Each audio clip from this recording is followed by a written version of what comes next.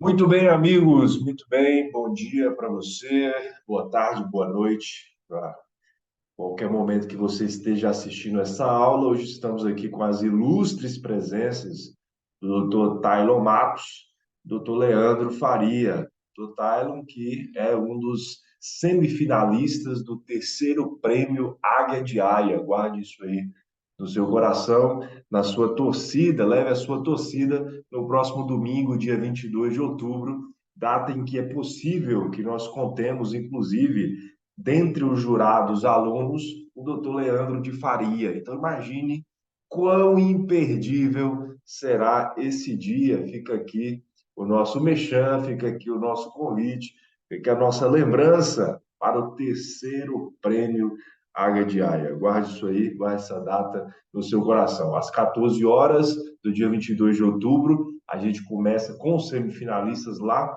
no prédio do ensino superior, 8 salas, 8 turmas discutindo 8 políticas públicas, e depois desses 16 semifinalistas, destacamos 8 que irão para a grande final no auditório Arlete Afonso às 16 horas. E é possível que nesse seleto grupo nós contemos lá com o Tailon Matos, que enfrentará João Januário, já experiente, João que participou do último, né, no ano passado, e que agora enfrenta essa batalha duríssima, praticamente aqui um duelo do MMA com Tailon Matos.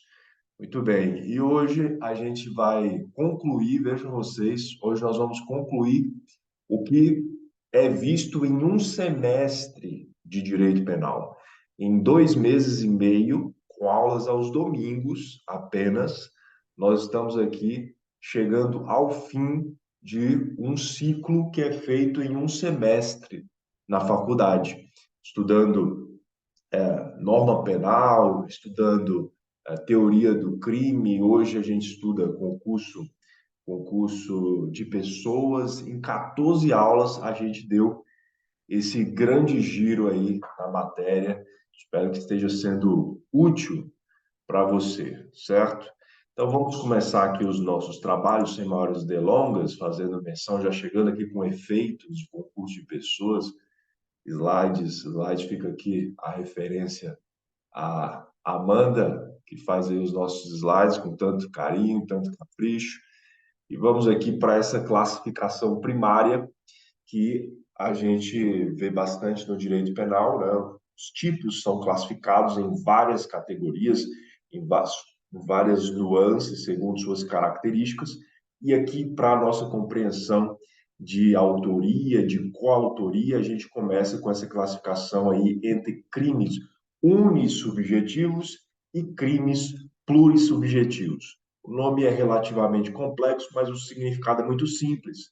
Os crimes plurissubjetivos necessariamente são praticados em conjunto, são praticados em coautoria, são praticados necessariamente com pluralidade de autores, ao passo que os crimes unissubjetivos podem ser praticados por uma pessoa, como podem ser praticados por duas, como podem ser praticadas por 10, certo? Então, nos crimes unissubjetivos, uma pessoa é suficiente para praticar o crime, embora possa ser praticado por mais gente. Nos crimes plurissubjetivos, é necessário ter mais de uma pessoa para a prática desse crime, e essa previsão estará presente na própria tipificação penal. Temos aí como exemplo de crimes unissubjetivos o crime de furto. Uma pessoa pode furtar, 2 pessoas podem furtar, 3 pessoas podem furtar juntas.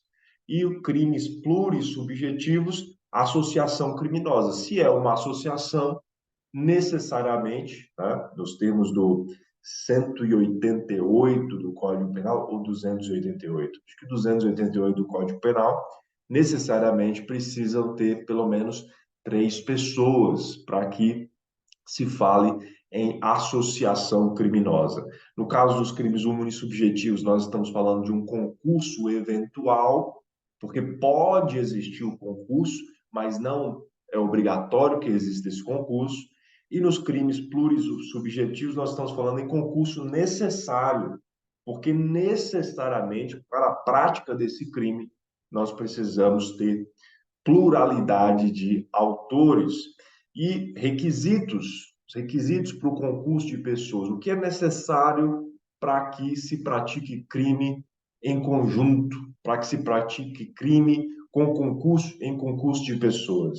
Primeiro, e óbvio, é necessário que exista pluralidade de agentes e pluralidade de condutas. São mais de uma pessoa praticando aquela conduta, ainda que junto, ainda com o mesmo objetivo, mas são mais de uma pessoa. E se é mais de uma pessoa, é mais de uma conduta, porque há a conduta de um e há a conduta do outro. Então, há aí uma pluralidade de agentes e pluralidade de condutas. É necessário que exista, que essa conduta praticada pelo agente parceiro seja relevante, tenha relevância para o resultado obtido. Então, se eu pretendo esfaquear o Leandro e o Tylon me empresta a faca, mas na hora H eu não uso a faca que o Tylon me emprestou, então essa contribuição do Tylon não foi relevante, não teve relação causal com o esfaqueamento do Leandro. Então, nós não poderíamos, nesse caso, falar em concurso, porque não haveria relevância, é necessário que exista relevância causal de cada uma das condutas. Outro requisito para o concurso de pessoas é que exista um liame subjetivo entre os agentes. Ou seja, é necessário que exista um ajuste de vontades entre aqueles que estão praticando o crime. Porque pode ser que muitas pessoas estejam praticando o mesmo crime, mas sem liame subjetivo, sem conexão, sem ajuste de vontades entre uns e outros. Então, nesse caso, também não haveria concurso de agentes. E, por fim, entre os requisitos para o concurso de pessoas, de agentes, é necessário que exista identidade da infração penal. Esses agentes, unidos pelo liame subjetivo, eles estão com o objetivo de praticar determinada conduta. Há uma identidade de conduta, há um objetivo, há uma previsão, há uma perspectiva daquilo que os agentes têm a pretensão de praticar. Então, recapitulando aqui, requisitos para o concurso de pessoas: primeiro, pluralidade de agentes e de condutas; segundo, relevância causal de cada conduta; terceiro, liame subjetivo entre os agentes; e quarto, identidade da infração penal. Para a compreensão desse concurso de pessoas, nós passamos por algumas teorias que foram suscitadas para essa compreensão. E daí nos cabe identificar qual a teoria nós adotamos. E isso em análise do artigo próprio, que é o artigo 29 do Código Penal, para nós identificarmos qual a teoria nós adotamos. Uma primeira teoria para a compreensão do concurso de pessoas é a teoria pluralista. Teoria pluralista. Segundo essa teoria, o número de ações criminais equivale ao número de autores e o número de partícipes.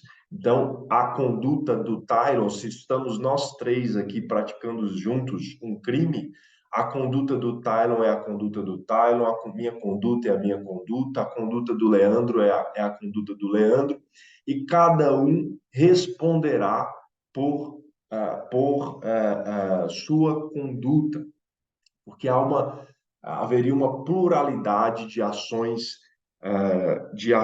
criminais, segundo o número dos agentes, por mais que nós três estivéssemos dedicados a praticar, a alcançar o mesmo objetivo.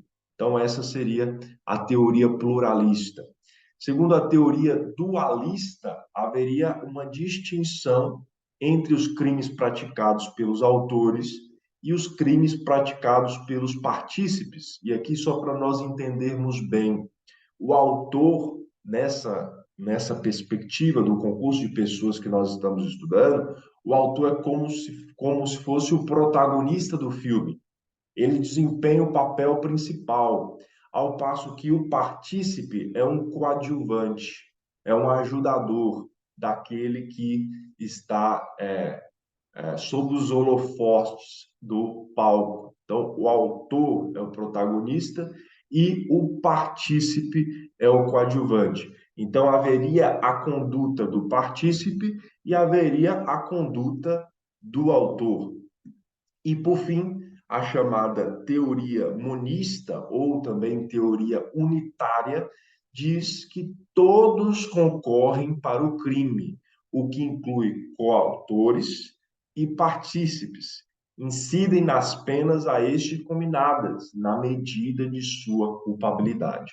Se você der uma olhada no artigo 29 do Código Penal, você perceberá que é essa a redação que foi adotada ali no artigo 29. Então, segundo a teoria monista, que é a teoria que nós adotamos, guarde isso, quando se trata de concurso de pessoas, a teoria adotada é a teoria monista, também chamada de teoria unitária. E segundo essa teoria, todos os que concorrem para o crime, o que inclui coautores e partícipes, incidem nas penas a este cominadas, na medida de sua culpabilidade. Então, a pena correspondente ao crime praticado em concurso por autores e partícipes, essa pena incidirá sobre ambos os grupos, seja autor, seja partícipe, claro, na medida de sua culpabilidade.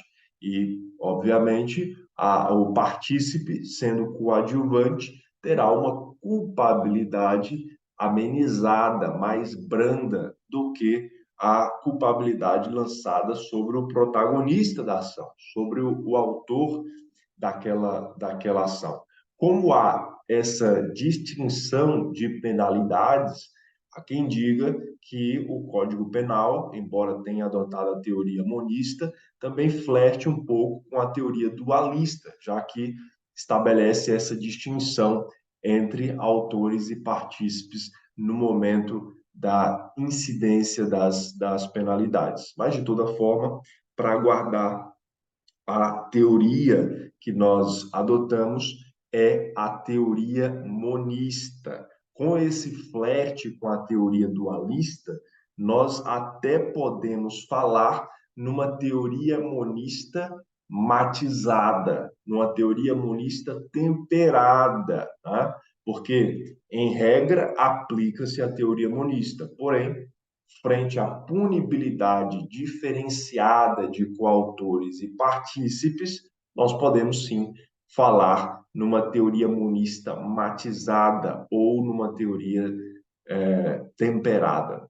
Vale a pena a gente dar uma olhadinha aí com atenção no artigo 29, porque é daí que a gente vai construir as nossas conclusões para todos os demais itens que veremos aqui. No artigo 29 diz o seguinte: quem de qualquer modo concorre para o crime incide nas penas a este cominadas na medida de sua culpabilidade. Então, nós estamos falando aí tanto de autores quanto de partícipes, porque seja autores, sejam partícipes, eles concorrem para a prática do crime e responderão na medida de sua culpabilidade, né? Então, aí a razão de falarmos numa teoria monista matizada, numa teoria monista temperada. E aí, nos seus parágrafos, nós vemos dois itens importantíssimos, porque é possível que aconteça participação de menor importância e é possível que a prática do crime por um daqueles que estão juntos ali em concurso, ele não tenha não tenha tido o objetivo de praticar um crime menos grave. E aqui cabe a gente colocar um indicativo interessante. No parágrafo primeiro, quando fala participação de menor importância, esse juízo de participação de menor importância necessariamente é sobre o partícipe. O partícipe.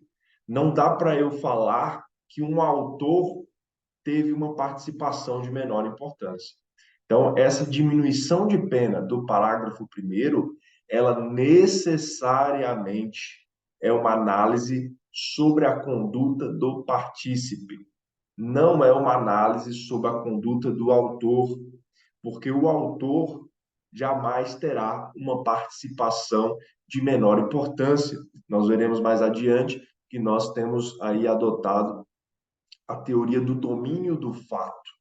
Então, na teoria do domínio do fato, todos os autores, numa distribuição de funções, numa distribuição de tarefas para o empreendimento criminoso, têm uma responsabilidade, têm um poder de decisão, têm um domínio sobre aquilo que ele está fazendo.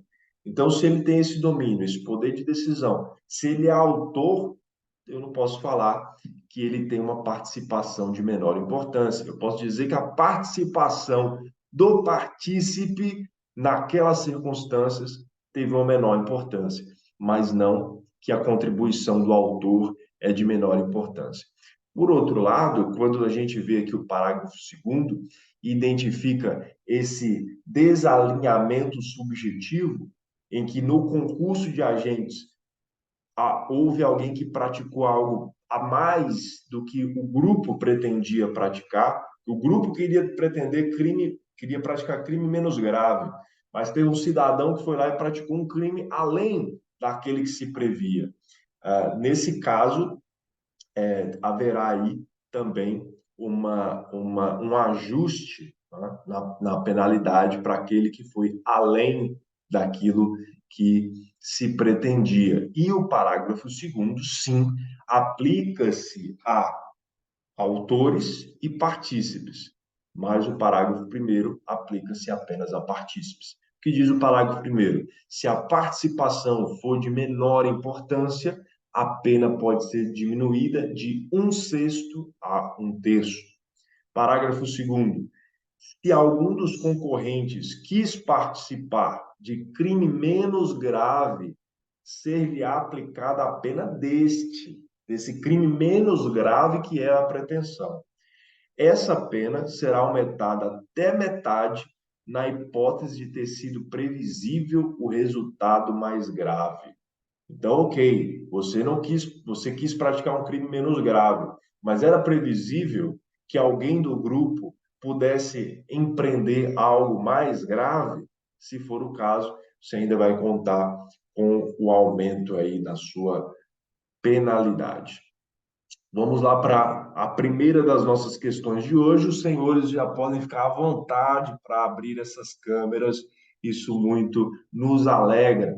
Questão aqui de 2022. Questão quentinha, super recente. Túlio e Alfredo combinaram de praticar um roubo contra uma joalheria.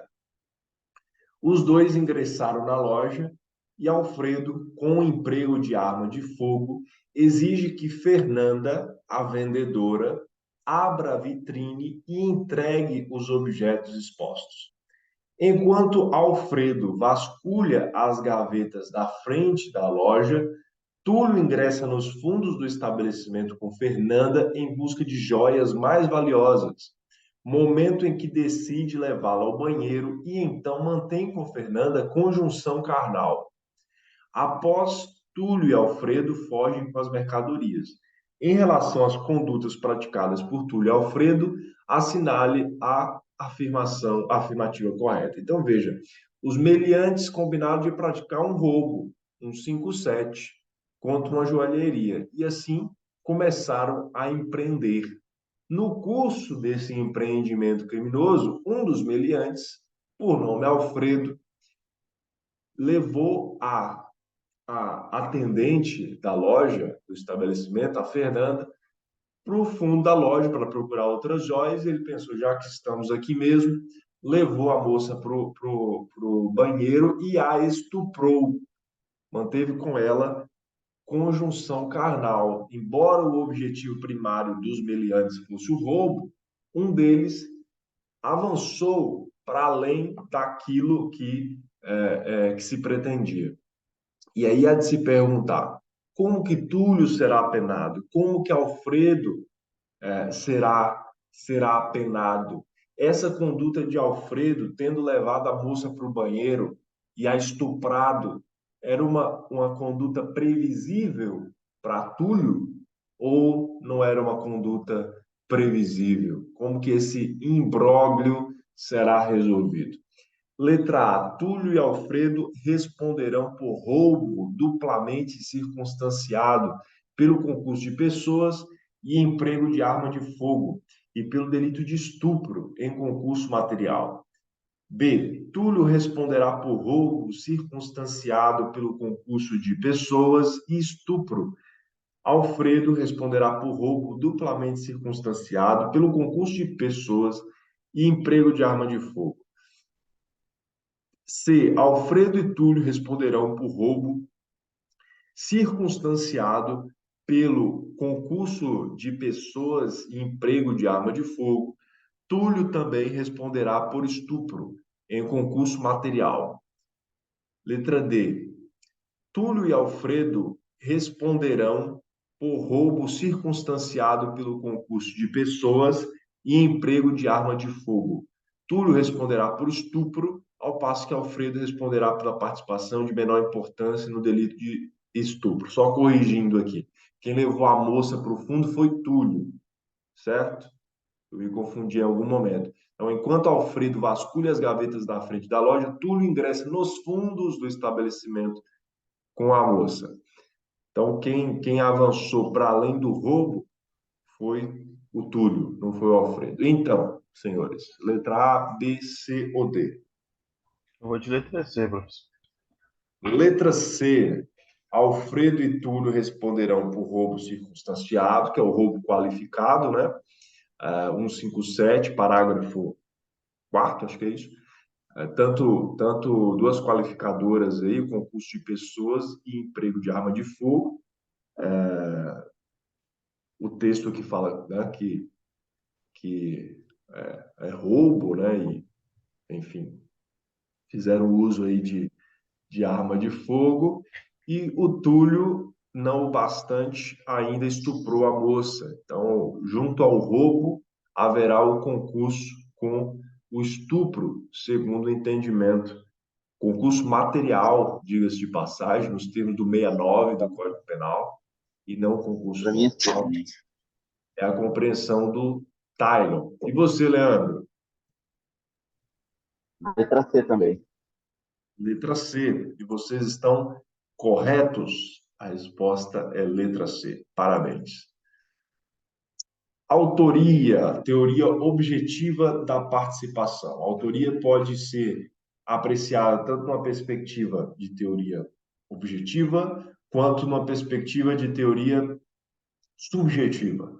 Basicamente, segundo a teoria objetiva, compreende-se que é autor do crime aquele que adentra as condutas do verbo nuclear. Então, se é matar alguém, o verbo nuclear, matar. Se é subtrair para si ou para outro, o verbo nuclear, subtrair. Então, seria autor quem pratica a conduta descrita no núcleo do tipo. Então, está aí o conceito restritivo de autor, fundado nessa teoria objetiva de participação. Somente aquele que pratica a conduta descrita no núcleo do tipo penal. Os demais que não teriam praticado o núcleo do tipo seriam partícipes. E aí, dessa compreensão da teoria objetiva, subdivide-se ainda em duas ramificações. A teoria objetiva formal, que quer dizer exatamente isso que a gente acabou de explicar, essa prática da conduta nuclear, e a teoria objetivo material, já tentando corrigir um pouco das limitações da teoria objetiva, dizendo que seria autor aquele que tivesse uma conduta de maior contribuição para a causação do resultado. Só que aqui me parece, eu acho que vocês já conseguem perceber, que há de cara um problema nessa teoria, uma dificuldade. Porque se eu adiro a essa teoria de que só é autor quem pratica o verbo nuclear, então como que eu vou falar como que eu vou identificar a autoria mediata? Não a autoria imediata, mas a mediata. E aí é esse exemplo que a gente tem. Então, Tyron é médico e determina que alguém da sua equipe, uma enfermeira da sua equipe, aplique uma injeção com veneno no seu desafeto, Leandro Faria. Né? Enquanto ele dorme calmamente, ali recuperando-se de alguma coisa, vai lá a enfermeira e aplica a injeção no Leandro. A enfermeira nem sabe o que está fazendo, só está lá cumprindo o que o Dr. Tylon determinou.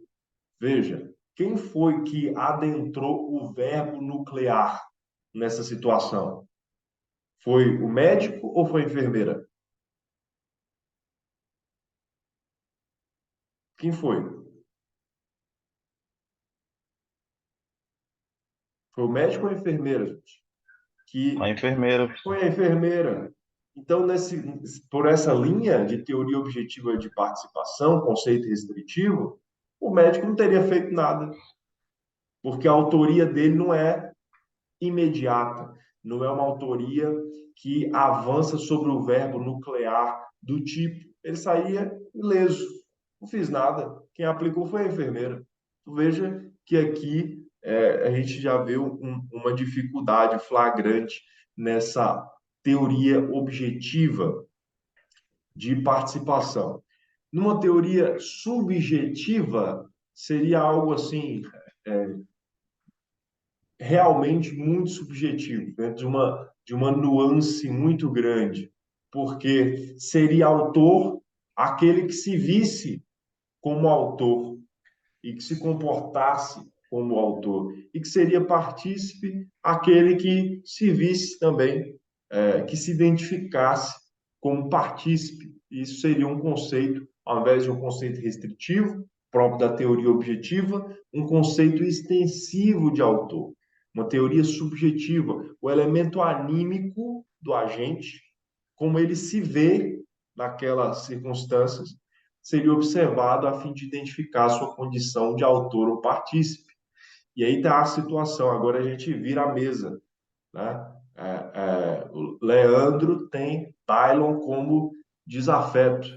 E aí me contrata, eu, matador de aluguel, pistoleiro nanuquense, para dar cabo da vida de Tylon.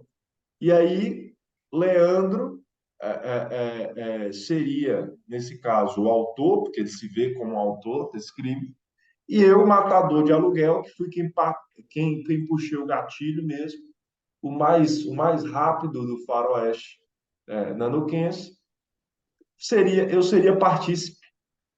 Faz sentido isso? Faz sentido que o matador de aluguel seja partícipe? não. Não faz sentido também. E essa seria a compreensão de um conceito extensivo de autor de uma teoria subjetiva da participação. Então, como nós poderíamos resolver isso? A teoria objetiva está atrelada à prática do verbo nuclear, o que nos é um problema para a compreensão da autoria mediata. A teoria subjetiva fica numa zona aberta, anímica, difícil de identificação e que, no caso, por exemplo, do matador de aluguel, não o reputaria como autor, mas como partícipe, ou seja, um absurdo sem tamanho. Como que isso poderia ser resolvido?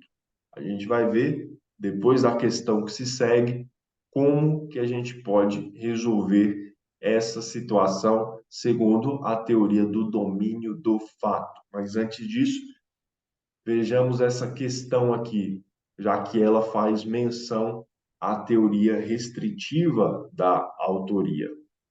Sofia decide matar sua mãe. Estamos falando de uma questão 2013. Para tanto, pede ajuda a Lara, amiga de longa data, com quem debate a melhor maneira de executar o crime, o melhor horário, local. Após longas discussões de como poderia executar seu intento da forma mais eficiente possível, a fim de não deixar nenhuma pista, Sofia pede emprestado a Lara um facão. É até engraçado. Quer fazer da maneira mais tranquila possível o crime e aí pede emprestado um facão. A amiga prontamente atende ao pedido. Sofia despede-se agradecendo a ajuda e diz que, se tudo correr conforme planejado, executará o homicídio naquele mesmo dia e assim o faz. No entanto, apesar dos cuidados, tudo é descoberto pela polícia. A respeito do caso narrado, de acordo com a teoria restritiva da autoria, assinale a afirmativa correta. Letra A. Sofia é a autora do delito e deve responder por homicídio com a agravante de o crime ter sido praticado contra ascendente. Lara, por sua vez, é apenas partícipe do crime e deve responder por homicídio, sem a presença da circunstância agravante. Letra B. Sofia e Lara devem ser consideradas coautoras do crime de homicídio, incidindo para ambas a circunstância agravante de ter sido o crime praticado contra a ascendente. Letra C. Sofia e Lara devem ser consideradas coautoras do crime de homicídio. Todavia, a agravante de ter sido o crime praticado contra a ascendente somente incide em relação a Sofia. Letra D. Sofia é a autora do delito e deve responder por homicídio, com a agravante de ter sido o crime praticado contra a ascendente. Lara, por sua vez, é apenas partícipe do crime, mas a agravante também lhe será aplicada. E aí? Ah, eu acho que vou de letra A, professor. Qual? Não, Tyron, letra A. Leandro? não, Qual? Caramba, ela. não, professor, não é A, não. Pera aí, eu vou tentar identificar melhor aqui a resposta. Então, professor, deixa eu entender. Resumindo, Lara queria matar a mãe e pediu emprestado um facão. Sofia queria matar a mãe. Sofia queria E matar a aí, mãe e e, pediu um e, e facão Lara, emprestado e para Lara. Lara, e Lara teria emprestado o facão. Engraçado. Para mim, nenhuma dessas respostas, porque ela emprestar o facão não significa que ela queria participar do crime. Mas, ok. Então, só que tem um detalhe: elas discutiram sobre o crime. Após longas discussões de como poderia executar seu intento da forma mais eficiente. Então, Uhum. Acho que é Lara A mesmo. Lara estava envolvida nisso aí. É a letra A mesmo. E aí, Leandro? Eu tô pensando que é a letra A também. É que eu, Sofia, é, é que eu fiquei na Sofia, dúvida porque que ela iria responder pelo crime de homicídio também, né? hum, Mas a, mas a única. ambas respondem. Ambas. O que a questão não deixou claro é que ela realmente cometeu esse homicídio, né? A questão não fala. Então, a questão diz, a polícia descobriu e nada aconteceu. Mas É, aí, mas aí tá. No entanto, apesar dos cuidados, tal, tudo foi descoberto pela polícia. A respeito do caso narrado, ou seja, se tivesse acontecido, e de acordo com a teoria restritiva, então o que teria acontecido? Como seria enquadrado? Entendeu? Esse que é o uhum. ponto. Então, segundo Tylon, Letra A mesmo. Sofia, a autora do delito, deve responder por homicídio com a agravante de o crime ter sido praticado contra ascendente. Ok. Lara, por sua vez, é apenas partícipe do crime. E por que Lara seria partícipe e não coautora? Porque ela não ajudou na Porque ela. prática, né? Ela só emprestou o facão. E lembrando, além de tudo, que a questão está procurando aí fundada na teoria restritiva da autoria, que é o que a gente acabou de ver. Você viu que a gente viu lá a restritiva e a extensiva. Na restritiva, o autor é aquele que adentra o quê? Que faz Que o faz quê? a conduta nuclear do O tipo. verbo, o verbo nuclear.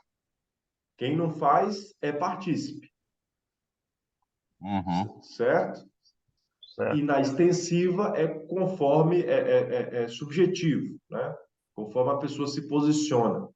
Uhum. E a questão está falando aqui de maneira explícita a respeito do caso narrado, de acordo com a teoria restritiva da autoria, assinale a afirmativa correta. E aí, Lara, por sua vez, é apenas partícipe do crime e deve responder por homicídio sem a presença da circunstância agravante. Então, as duas respondem por homicídio, Sofia na condição de autora, Lara na condição de partícipe, Sofia com a agravante de ter praticado o crime contra a mãe, Lara sem a agravante de ter praticado o crime contra a mãe, porque se trata de uma circunstância pessoal e a circunstância pessoal não é comunicável. Aham. Então, resposta certa. Parabéns para vocês. Letra A. Vimos a teoria restritiva, vimos a teoria extensiva e agora vamos para essa teoria mais sofisticada, que é a teoria do domínio do fato. E é uma teoria que resolve os Professor, nossos problemas.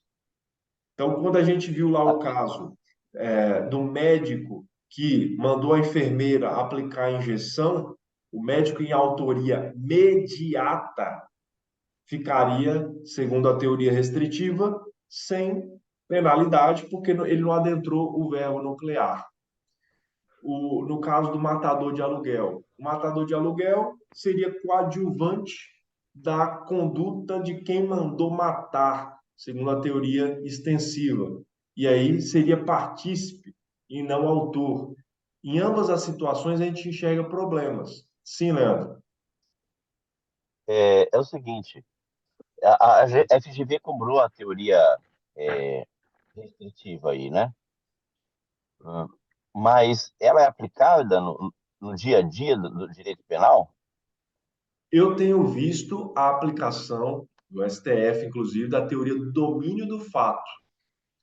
Eu É isso que lembro, me irrita, cara. É um negócio que a gente não vai usar e os caras só cobram para você saber se a doutrina, sabe?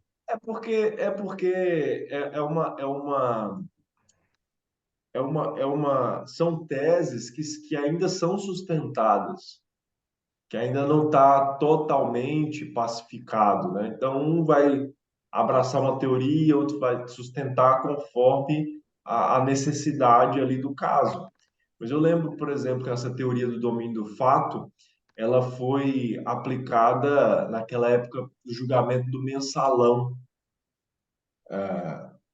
justamente para explicar a distribuição de tarefas e demonstrar que Uhum. cada um ali, dentro das suas funções, tinha domínio, Uma tinha responsabilidade, né? poder de decisão, né? Aham.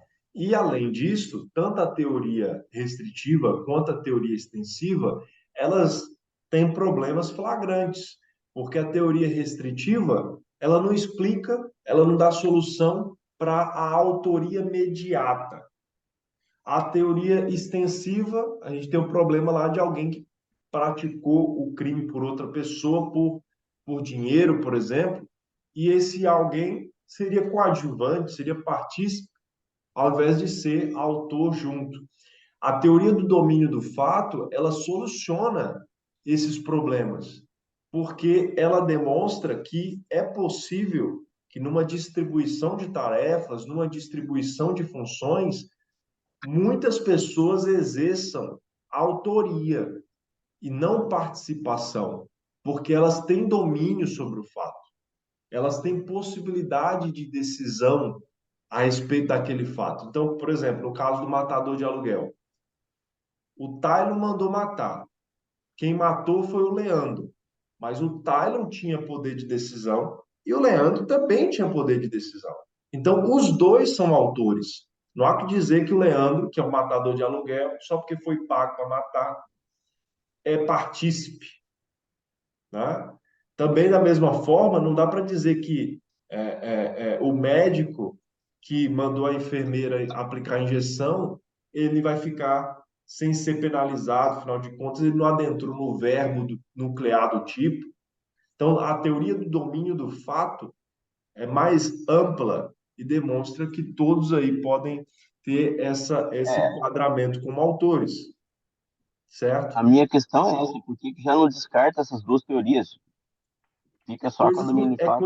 Coisas do direito penal que vocês tanto amam, né? Por isso que eu não gosto do direito Se penal, falar. professor. Oi? Por isso que eu não gosto do direito penal.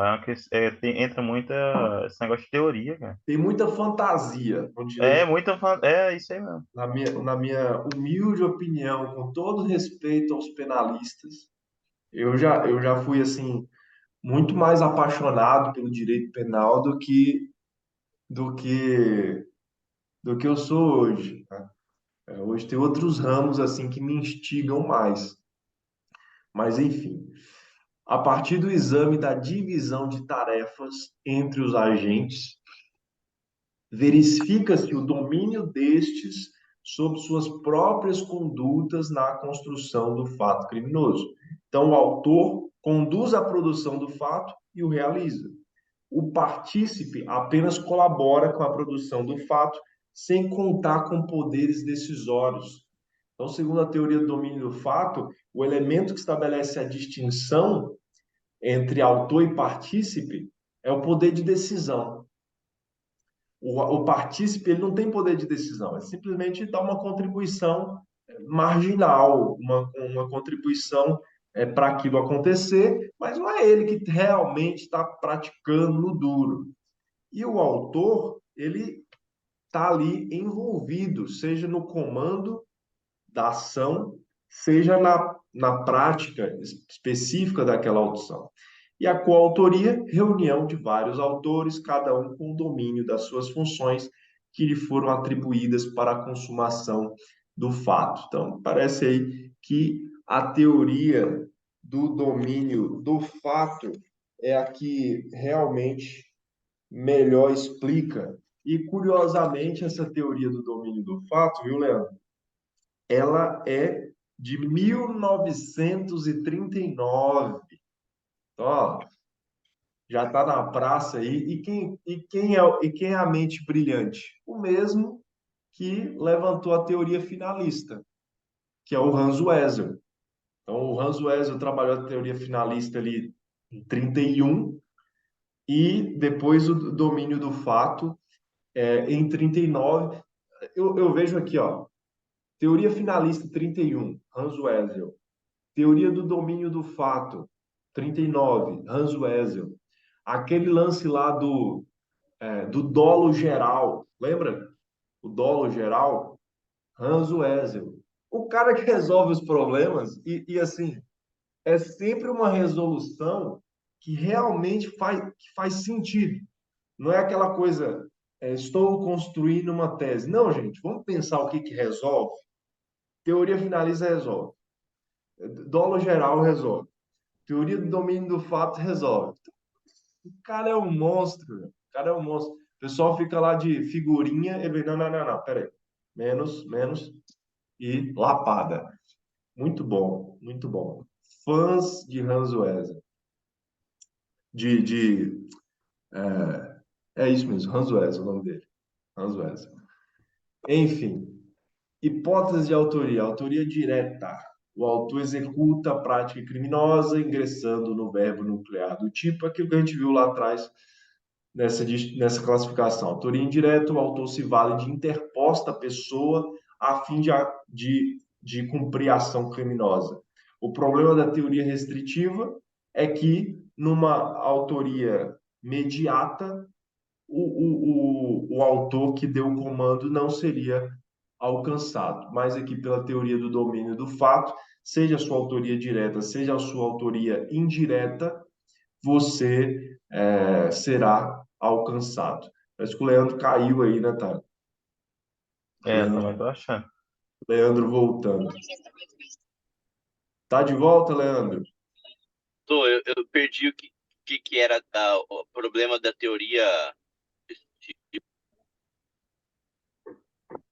Não, só mencionando que aquilo que era o problema da teoria restritiva, da teoria extensiva, foi resolvido pela teoria do domínio do fato, e aqui nessa classificação, né, a autoria indireta não seria alcançada, por exemplo, pela teoria restritiva, e a teoria do domínio do fato a alcança. A gente vê aqui hipótese, aquela hipótese lá da enfermeira, por exemplo, seria um erro determinado por terceiro. O médico falou para ela aplicar a injeção, ela não sabia o que ela estava aplicando, foi lá, aplicou a injeção e matou o paciente. Erro determinado por terceiro. E não há que se dizer que esse terceiro vai ficar sem punição só porque não foi ele que aplicou a injeção no paciente. Coação moral irresistível. Então, quem praticou o crime foi o coagido, aquele que foi, né, moralmente coagido na situação. Não há que dizer que quem o coagiu, porque não praticou o tipo, não responderá pelo crime. Obediência hierárquica. Quem pratica determinado crime por obedecer uma ordem que não é manifestamente ilegal. Não há que se dizer que aquele que deu a ordem vai ficar sem praticar, sem responder por aquele crime. Manipulação de inimputável. Ah, eu não vou praticar o crime, porque se eu praticar, eu vou ter que responder. Então, eu vou ordenar que um menor de idade pratique, ou vou ordenar que uma pessoa que não tem o devido discernimento pratique. E aí eu vou ficar ileso? Vou ficar ileso. Não faz nenhum sentido. Tá? Ou uso uma pessoa, hipnotizo uma pessoa, estado de inconsciência daquela pessoa, ou força irresistível, pego uma pessoa e lanço essa pessoa contra outra. Exemplos do direito penal. Aí essa outra pessoa foi machucada, mas ela foi machucada por a pessoa lançada. Tá, mas quem lançou a pessoa? Então, enfim, não faz sentido de que quem tenha provocado aquela situação não responda e quem provocou diretamente, ainda que sendo coagido, sendo usado a praticar, assuma o BO. Né? Então, temos aí essas hipóteses de autoria indireta. E aqui um ponto interessantíssimo, gente, bem interessante. Nesse caso de autoria mediata, né? A gente entendeu o que é autoria mediata. É a autoria imediata, que adentra ali mesmo na prática do verbo nuclear, e a autoria mediata, que a pessoa não adentra, mas que ela também está envolvida com aquele crime. É possível falar em autoria mediata no caso de crimes de mão própria? E aí a gente tem que lembrar daquela classificação. Os crimes podem ser comuns, eles podem ser próprios e eles podem ser de mão própria. O crime comum qualquer pessoa pratica. O crime próprio há um grupo específico, com características específicas para praticar aquele crime. E o crime de mão própria é personalíssimo. Só aquela pessoa pode praticar o crime. Não é um grupo de pessoas, não são características. Só a pessoa pode praticar o crime por ela. Então, temos crimes comuns, crimes próprios e crimes de mão própria. Tratando-se de autoria mediata, eu posso num contexto de um crime de mão própria, ser um autor mediato ou eu necessariamente preciso ser um autor imediato? Entenderam?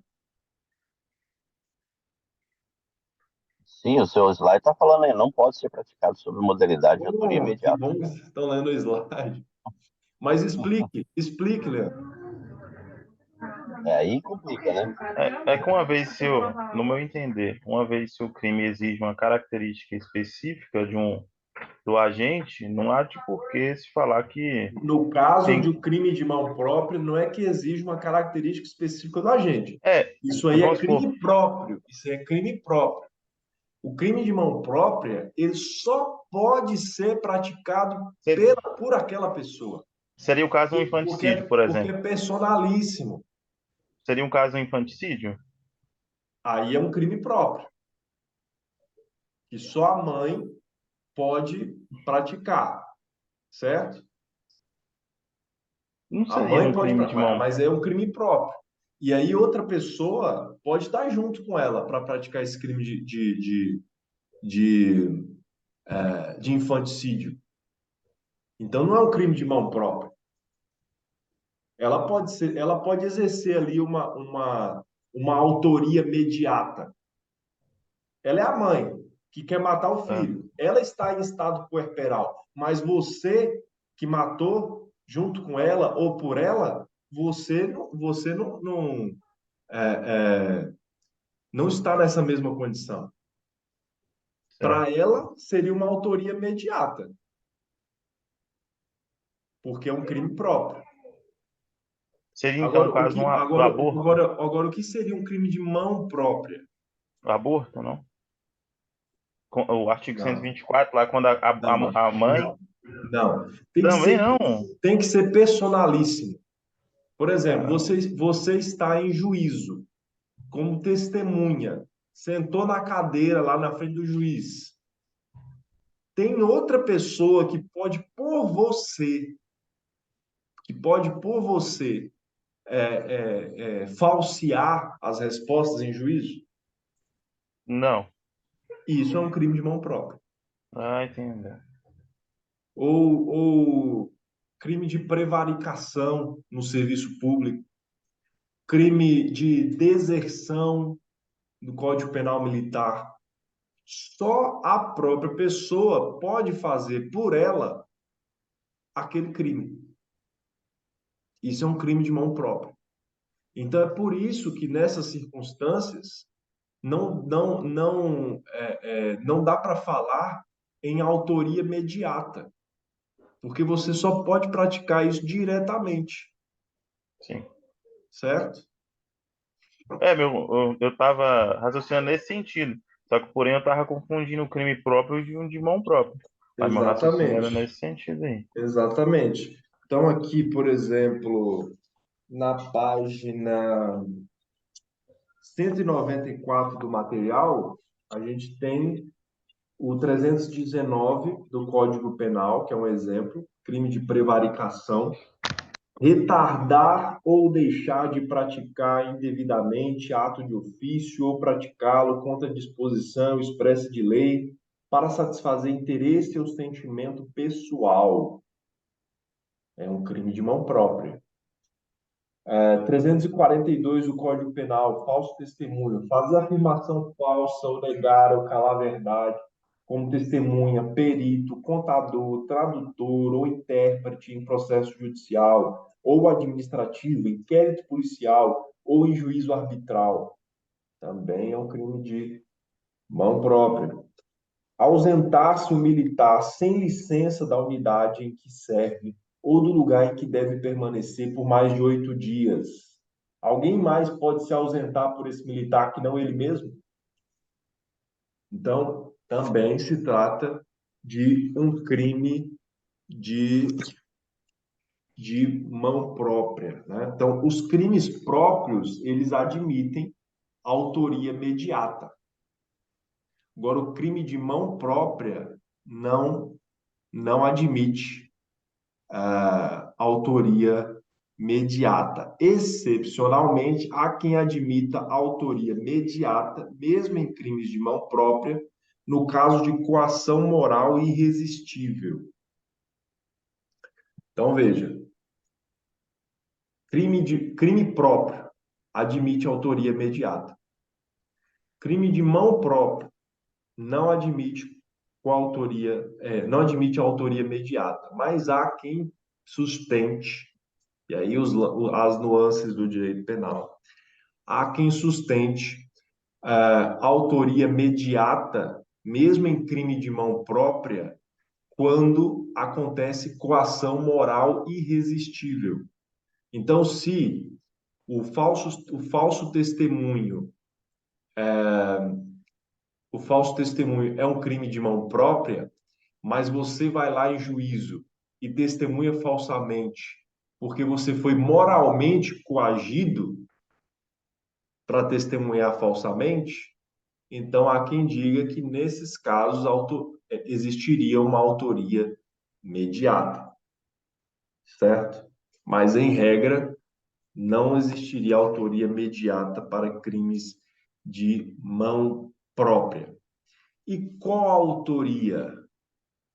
A autoria mediata para crimes de mão própria, a gente viu que, em regra, não. E coautoria em crimes de mão própria? É Também possível? não. Também Crimes não. próprios podem ser praticados em coautoria e mediante autoria mediata. A gente aprendeu isso, crimes próprios. Crimes de mão própria não podem ser praticados em coautoria. Em infrações personalíssimas, não há divisão de tarefas. Mas mesmo essa sendo a compreensão da doutrina, sendo a compreensão da jurisprudência em geral, quando se trata de crime de falso testemunho, qual é a compreensão do STJ e do STF? Eles entendem que no crime de falso testemunho é possível que o advogado seja enquadrado como coautor. É bravo, cara. Seja enquadrado, tipo, fico puto, cara.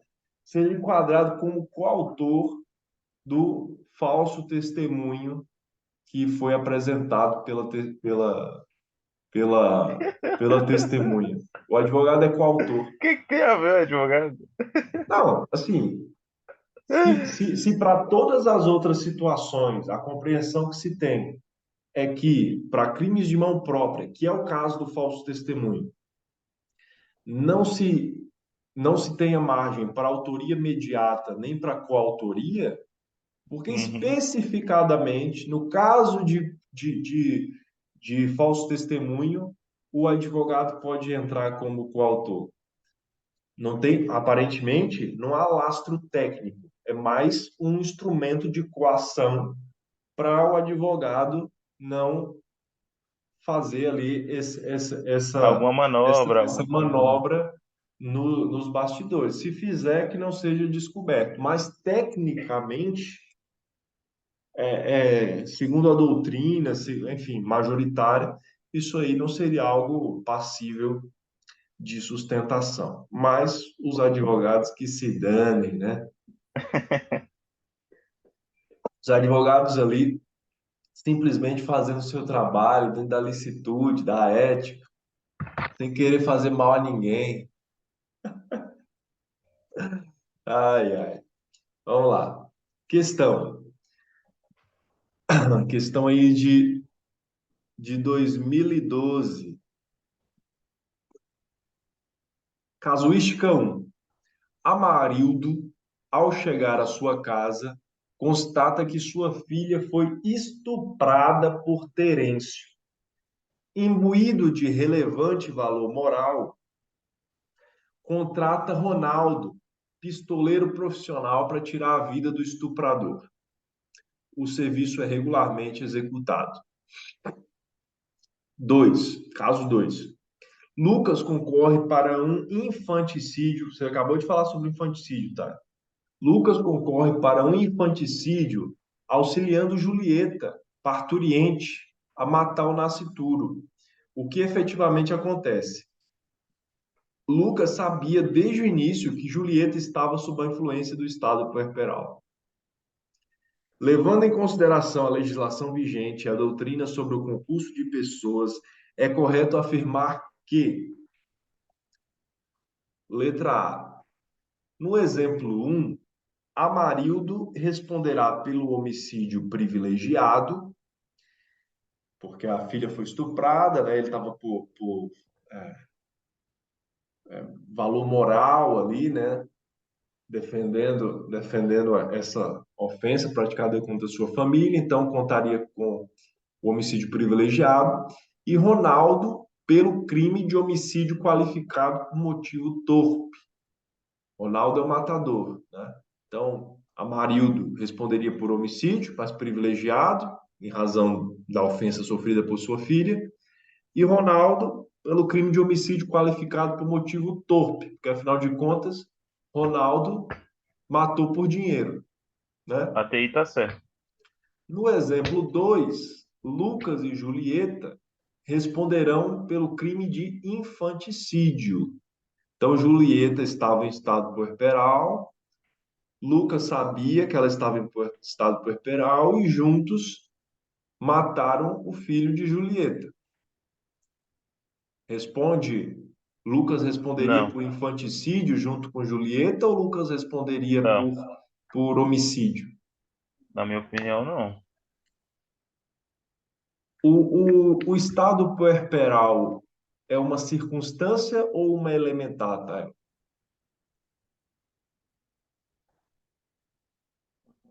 Caramba. Acho que não é elementar, professor. Elementares são comunicáveis ou incomunicáveis? Incomunicáveis. Ou se tratar de um. Não, peraí. Ela é incomunicável no sentido do quem? Com a gente, professor? As elementares, elas são comunicáveis ou elas são incomunicáveis? Não sei. Que diz lá, deixa eu ver, no artigo 30. Que diz aí no artigo 30 do Código Penal, tá?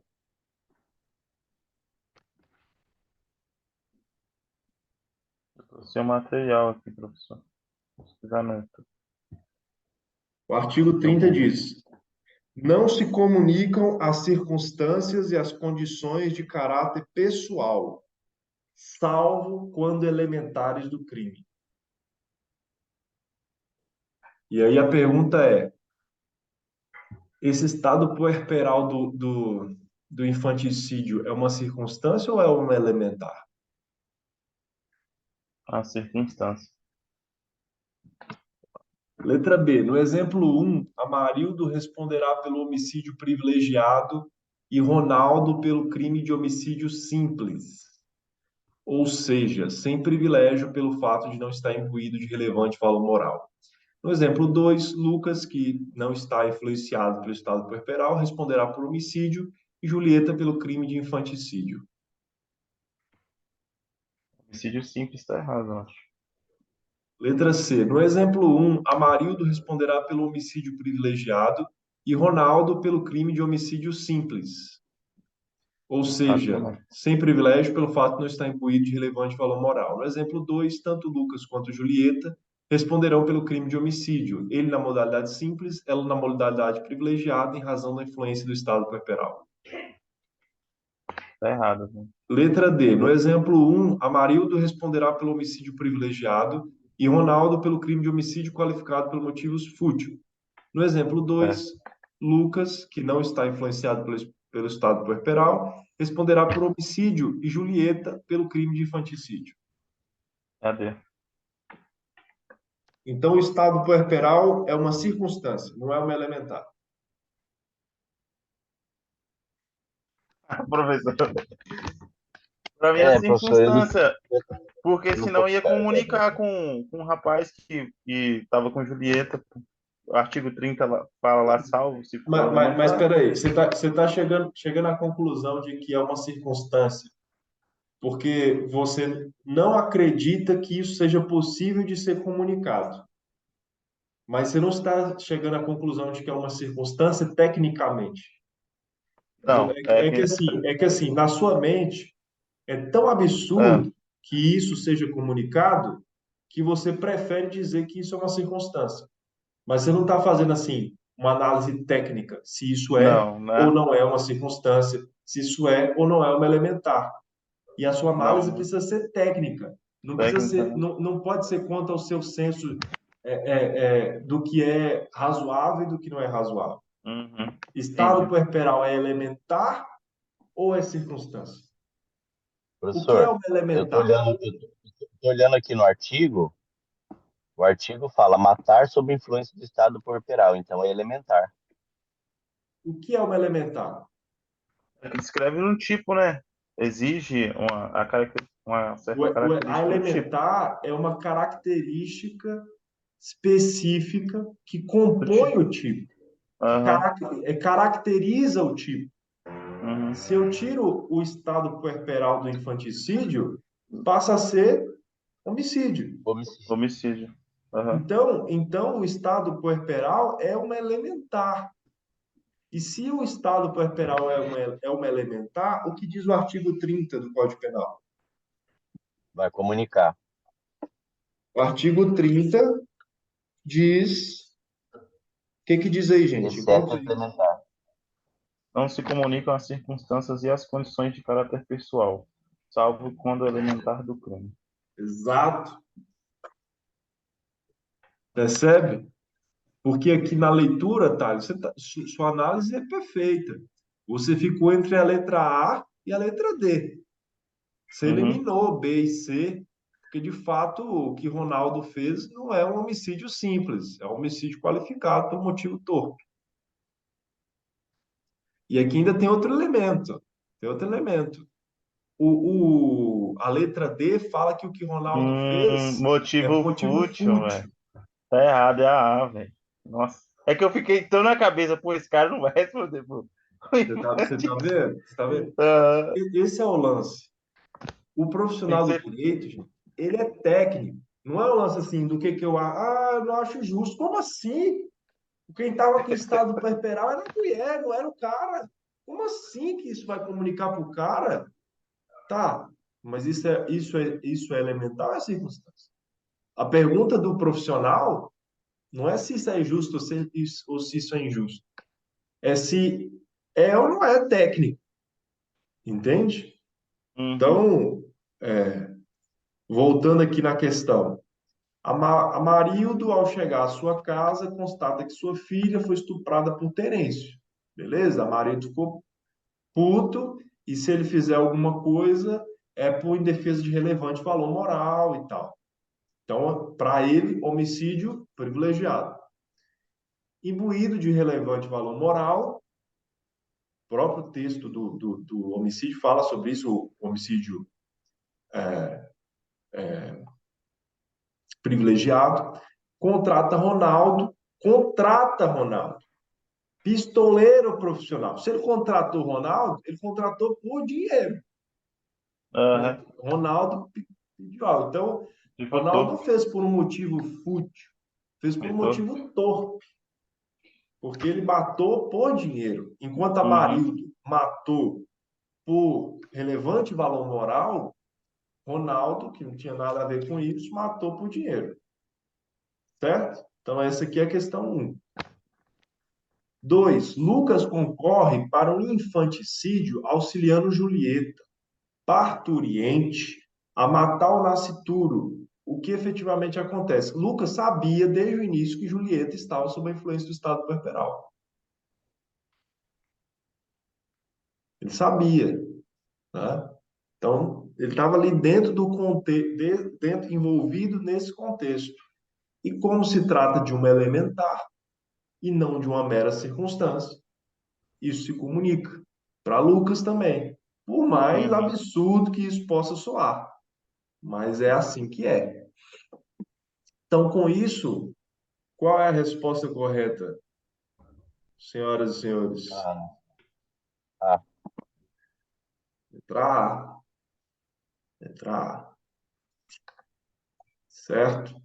No que diz respeito ao agente que, à distância, participa da idealização do crime, propicia os recursos necessários à aquisição dos instrumentos do crime, mas não participa dos atos executórios, em outras palavras, não avança sobre o verbo nuclear, assinale a alternativa correta. O agente é considerado coautor do crime. O agente é considerado partícipe do crime, respondendo apenas pelos seus atos. A participação do agente é considerada de menor importância.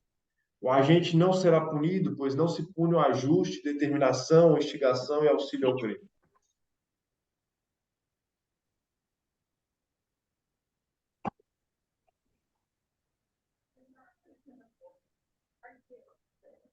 Professor, eu tô na dúvida, mas eu vou de B. O que a gente aprendeu lá na teoria do domínio do fato?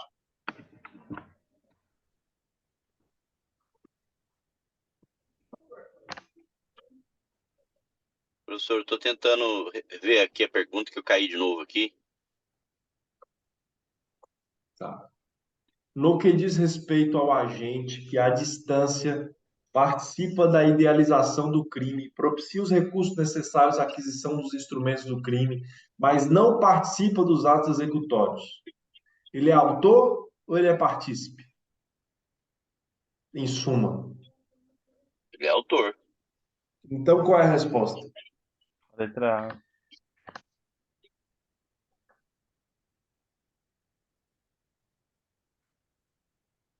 Tyron, Letra A. letra A. Resposta certa, letra A. Parabéns. Coautoria sucessiva. Como que é esse negócio? Para ter coautoria, como a gente viu lá no início, para ter concurso, é necessário que tenha pluralidade de agentes. É necessário que entre esses agentes exista um liame subjetivo, exista um ajuste. É necessário que a conduta dos participantes ali seja relevante, né? Tem tudo isso. Agora, se alguém ingressou nessa conduta a partir de um ponto em que essa conduta já estava em curso, que ela já estava avançada, essa pessoa vai responder como? Essa pessoa vai responder em que termos? Então, digamos, Leandro sequestrou Maria e tem mantido Maria sequestrada há 10 dias. Aí lá no 10º dia chegou Tylon e Leandro já pensando em soltar a moça. Tylon falou: não, não, vamos segurar, vamos buscar pelo resgate. Ou seja, aquilo que tinha sido iniciado só por Leandro, 10 dias depois, Tylon entrou também. Como que Tylon vai responder? Ele vai responder por tudo que Leandro praticou antes do ingresso dele no crime, já que ele tomou ciência de tudo, ou ele só vai responder dali para frente? Quando o acordo de vontades e o liame psicológico entre os agentes se estabelece após o início dos atos executórios, ocorre a chamada coautoria sucessiva.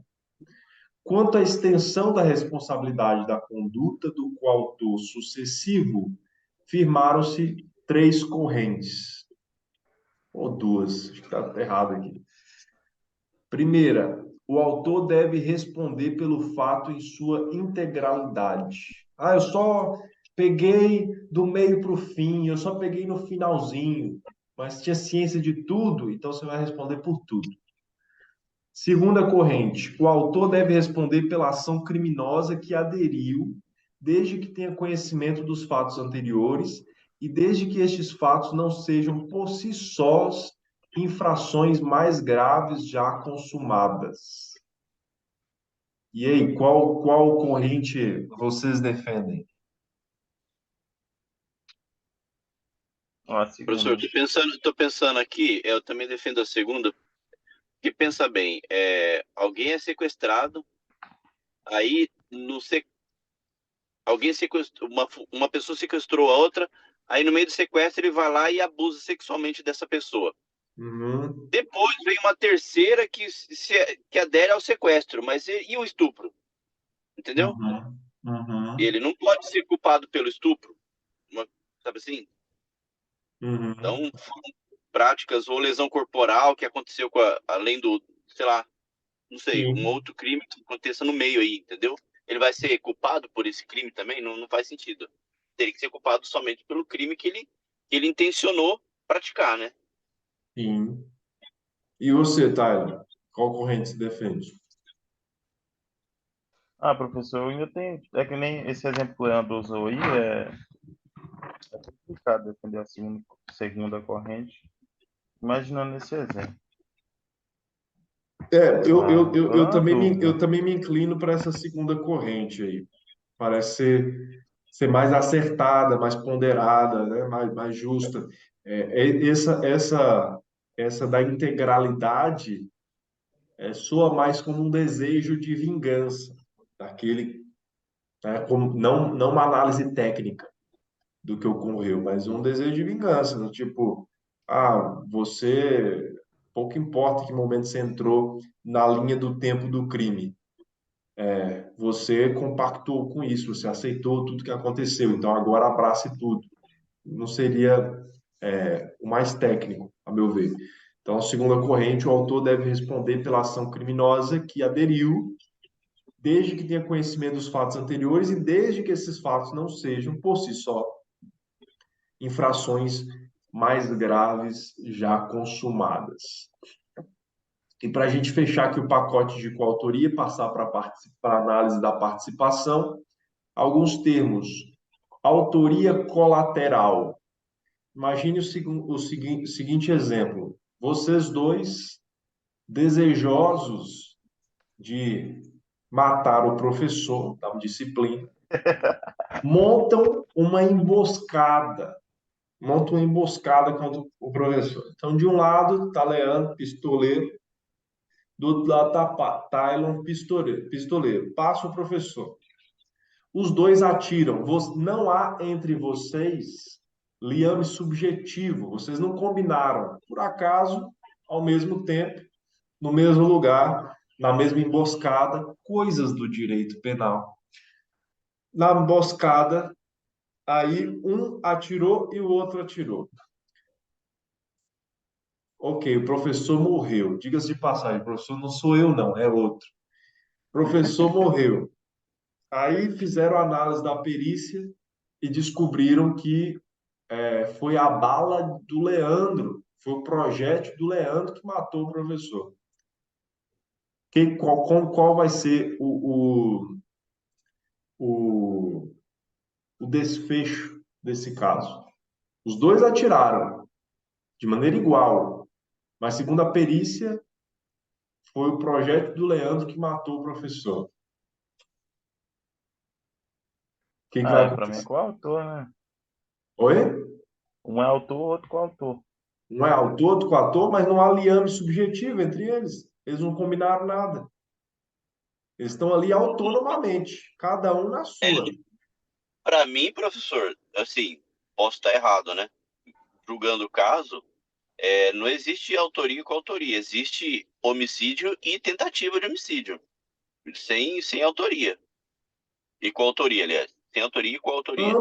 Ambos são autores dos seus próprios crimes. Exatamente, Não tem exatamente. coautoria, não tem coautoria É, entre eles. E como a perícia exato. demonstrou que foi o seu projétil que matou, então você responde por homicídio Por consumado. homicídio. E o Exato. outro responde por homicídio tentado. Tentativa. Exato. Exato. Perfeito. Sua análise está perfeita. E se a perícia chegasse, não conseguisse identificar qual dos projéteis que matou? Os dois atiraram, o professor morreu, mas a perícia não consegue saber qual projétil que matou. E foi. E entre vocês não há liame subjetivo. Essa autoria colateral aí. É a autoria Quando dois, colateral. E aí, Quando dois agentes como que embora isso é tentativa resolvido? se esconder. Eu acho que os dois respondem pelo crime consumado, né? Os dois respondem por tentativa. Tentativa? Oh, Porra, mas eu também não acerto, hein?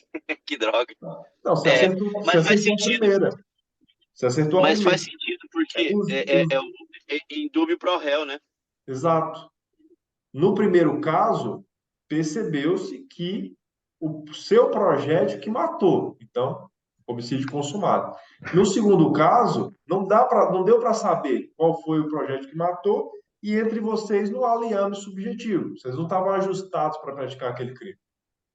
Então, como não dá para saber, ambos tentaram matar, mas não sabe quem matou. Então, ficaria aí na tentativa para os dois. Autoria incerta. Em teoria, sabe-se quem são os possíveis autores, mas não se consegue concluir, com a certeza exigida pelo direito penal, quem foi o causador do resultado, né? Então, quando não se sabe quem foi o causador do resultado, inclusive no caso da autoria colateral, isso aí fica no campo da tentativa. E autoria desconhecida, autores não são conhecidos, não se podendo imputar os fatos a qualquer pessoa. Aquela velha história, quando o promotor de justiça recebe o caderno investigativo, o inquérito policial, o objetivo dele é identificar ali materialidade, se o crime existiu, e indícios suficientes de autoria. Se não há indícios suficientes de autoria, não há como imputar o crime a qualquer pessoa, então essa autoria é desconhecida, certo? Participação. A gente já entendeu que o autor é o protagonista do crime. E o partícipe, ele é o coadjuvante do crime, ele assessora, ele contribui para que o crime praticado o crime praticado pelo autor seja consumado. A conduta do partícipe é sempre acessória, dependente da conduta do autor. E um detalhe importante é que a conduta do autor deve alcançar ao menos a fase da tentativa para que o partícipe a ele se vincule. Então, isso nos faz lembrar o itinerário do crime: cogitação, preparação, execução, consumação.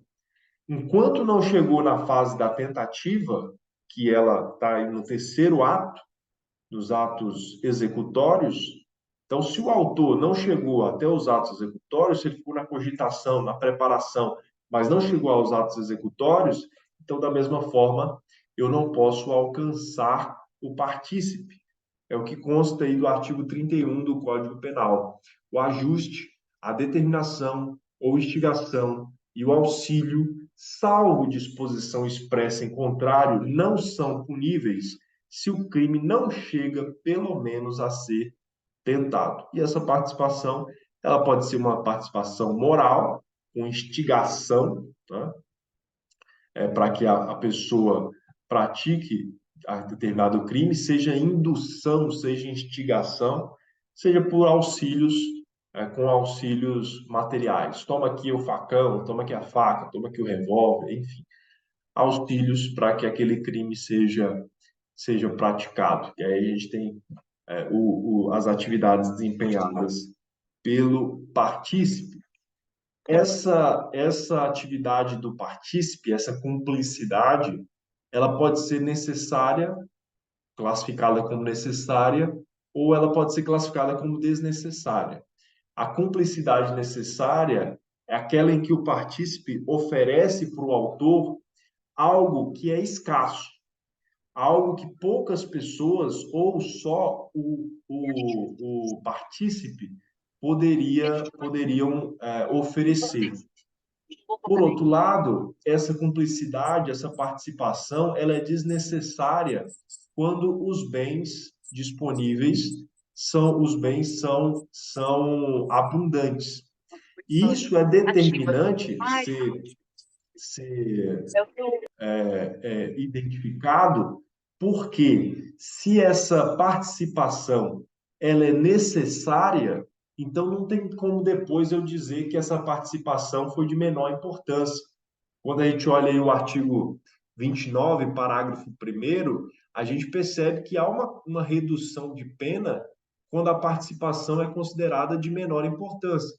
Mas se essa participação ela é necessária, se aquilo que foi oferecido pelo partícipe é significativo para que o fato aconteça, então não faz sentido eu dizer que essa participação é de menor importância e, da mesma forma, e com isso, promover a diminuição de pena. Então, por isso que essa classificação em cumplicidade necessária e cumplicidade desnecessária, ela é tão significativa. Aqui um ponto importantíssimo, importantíssimo, teorias sobre a participação. Temos aí a teoria da acessoriedade mínima, e aqui nos faz lembrar lá, para a gente ver como que uns conceitos vão se conectando a outros. Lá no conceito analítico de crime, a gente aprendeu que o crime ele é composto por fato típico, ilícito e culpável. Essa conjunção desses três elementos é o que nos faz compreender o conceito analítico de crime. Nessa lógica aqui da participação, para que o partícipe seja punido, basta que o crime praticado pelo autor seja típico. Aí você pode dizer, o crime praticado pelo autor é típico, mas o autor estava no exercício de legítima defesa. Mas para a teoria da acessoriedade mínima, pouco importa se o autor estava no exercício da legítima defesa, porque o fato é típico. Ponto. E ela se contenta com que o fato seja típico. Para a teoria da acessoriedade limitada, não basta que o fato seja típico. Tem que ser um fato típico e ilícito. Ou seja, um fato que, além de preencher todos os quesitos do fato típico, conduta, resultado, nexo causal, tipicidade, da mesma forma, não tem nenhuma excludente de ilicitude. Aí, nesse caso, o partícipe será alcançado, mesmo que o autor seja livrado lá na culpabilidade. Então, o fato é típico, o fato é ilícito, mas o autor é inimputável. Não se poderia exigir algo diferente do autor. O autor não tinha potencial consciência da ilicitude, isso são análises lá da culpabilidade. Segundo a teoria da acessoriedade limitada, um pouco importa. Se o fato for típico e o fato foi ilícito, o partícipe já será punido também. Quem não será eventualmente punido é o autor, porque era inimputável, ou porque não se poderia exigir dele determinada conduta naquela circunstância. Então, para a teoria da acessoriedade limitada, basta que o fato seja típico e ilícito. Teoria da acessoriedade máxima. É necessário que o fato seja típico, ilícito e culpável. Só se tiver essa tríade é que o partícipe será punível e punido. E pela teoria da hiperacessoriedade, além de ser típico, ilícito e culpável, ainda precisa ser punível. Então, é aquele caso que um menor de 21 anos praticou um crime, só que, por ser menor de 21 anos, a prescrição para ele é menor, é contada pela metade, e extingue-se a punibilidade para esse menor de 21 anos. Nesse caso, se extinguiu a punibilidade para o menor de 21 anos mais rapidamente e ele não for punido, então o partícipe também não seria punido. Então, veja, para a teoria da acessoriedade mínima, para que o partícipe seja punido, basta que o fato praticado pelo autor seja típico. Para a teoria da acessoriedade limitada, o fato precisa ser típico e ilícito. Para a teoria da acessoriedade máxima, é necessário que seja típico, ilícito e culpável. E para a teoria da hiperacessoriedade, é necessário que seja típico, ilícito, culpável e punível. Qual dessas teorias os senhores consideram que foi admitida pelo Código Penal? Professor, a minha questão é o seguinte: tem que ser punível Para o autor ou para o partícipe? Para o autor. A análise dessas teorias é segundo aquilo que sobrou para o autor. Para mim, Então, se para o autor o fato é típico, mas ele contou com uma excludente de ilicitude, então isso aí, para a teoria da acessoriedade mínima, não afastaria a punibilidade com o partícipe. Então, por exemplo, você, Leandro, matou alguém, e matou alguém com a ajuda do Tylon, certo? Mas você matou em legítima defesa. Então, o que você praticou é um fato típico, mas com exclusão de ilicitude, certo? Para a teoria da acessoriedade mínima, por mais que você tivesse agido em legítima defesa, quem te ajudou como partícipe seria punido. eu fico com a segunda teoria, professor. Acho que foi adotada pelo código. A teoria da acessoriedade limitada, ela tem que somar fato típico e ilicitude. A máxima, típico, ilícito e culpável. E a hiperassessoriedade, fato típico, ilícito, culpável e punível. E o Tylon está certo. A teoria adotada é a teoria da acessoriedade limitada. Então, nesse caso que eu acabei de exemplificar, se o Leandro matou alguém e matou alguém em legítima defesa, o partícipe que o ajudou a matar alguém em legítima defesa não vai responder, já que o Vai próprio responder. Leandro não vai responder, porque ele vai ser abraçado pela legítima defesa. Agora, se o Leandro era um inimputável, essa análise da inimputabilidade ela vai acontecer lá na culpabilidade, certo? Uhum. Então ele era inimputável, mas o partícipe que auxiliou o inimputável a praticar o crime não era inimputável, certo? Então o partícipe vai responder, embora o inimputável venha a ser isento de pena. Então, por isso, a gente adotou aí essa teoria mais razoável, que é a teoria da acessoriedade limitada. Para que o partícipe seja punido, basta que o autor pratique um fato típico e ilícito. Não precisa que, além de ser fato típico e ilícito, também seja culpável. Ou que, além de ser culpável, seja punível, certo? Tentativa de participação. É possível tentar participar? Não. Não. Até porque, se o autor chegou a tentar, o partícipe já cumpriu o seu papel naquilo, né? Para que seja punida, é necessário que o autor do delito adentre os atos executórios do itinerário do crime. Então, se o autor já adentrou os atos executórios, o partícipe já contribuiu. Uhum.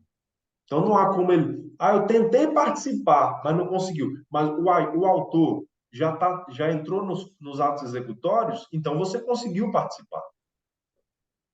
Certo? E aí é o artigo 31. Ajuste, a determinação ou instigação e o auxílio, salvo disposição expressa em contrário, não são puníveis se o crime não chega, pelo menos, a ser tentado. Participação por omissão.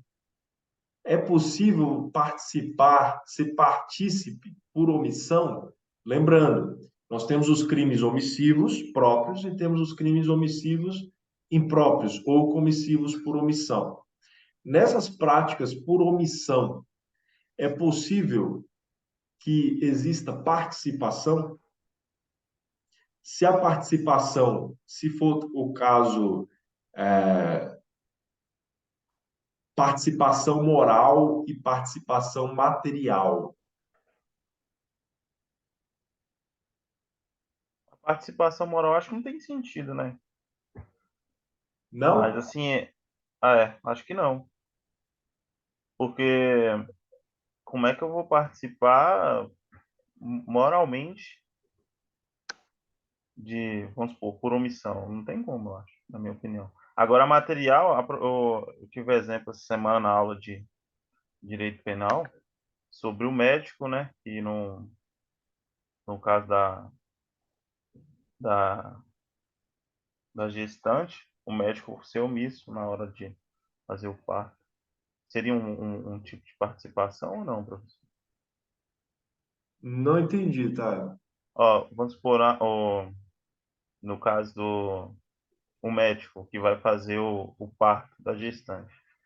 Se em algum momento ele for omisso, materialmente, ele responderá pelo crime de aborto, né? Não tem participação, o médico não é. Ou Nesse ele caso, ele é, seria, de alguma nesse caso, forma, ele seria o autor, né? Ele não seria o partícipe, é né? exato, ele seria autor, ele não seria partícipe. Entendi. Participação moral, participação material. É possível participar por omissão?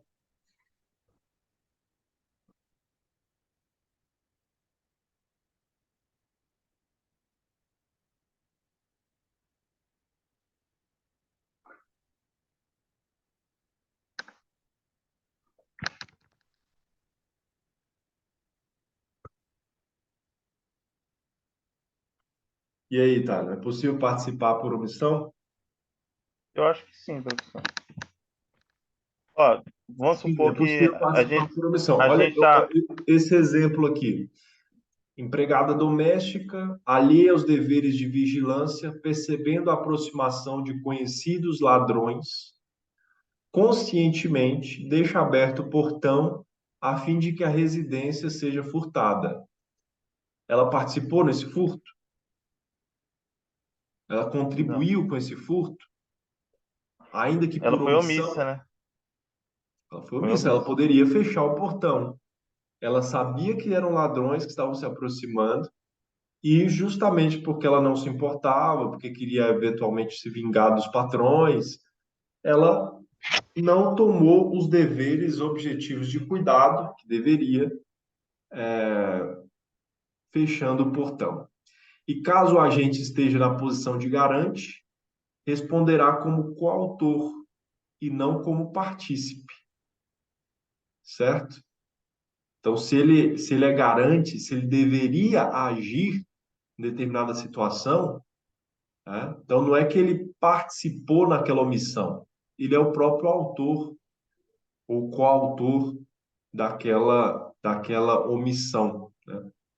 Aquilo que a gente já viu na distinção dos crimes omissivos próprios e comissivos por omissão. No caso, os comissivos por omissão, eles são praticados com a omissão, mas eles violam uma norma proibitiva e não uma norma mandamental.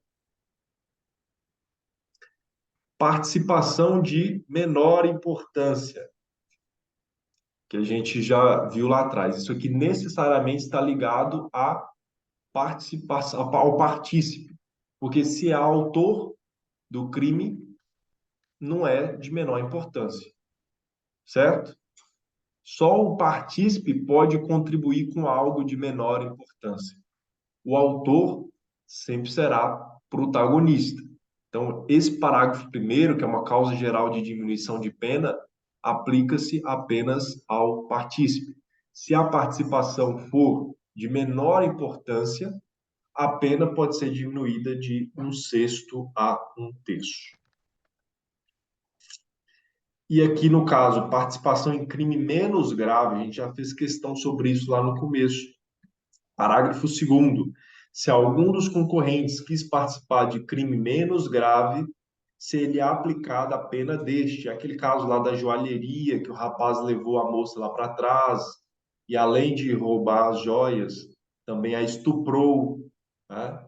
Então, o rapaz que não entrou, que só ficou no roubo, ele vai ter uma participação em crime, ele vai estar vinculado a um crime menos grave e não ao crime mais grave. Se for previsível, aquele crime mais grave terá aí um aumento de pena, né? Parágrafo 2º. Se algum dos concorrentes quis participar de crime menos grave, ser-lhe aplicada a pena deste.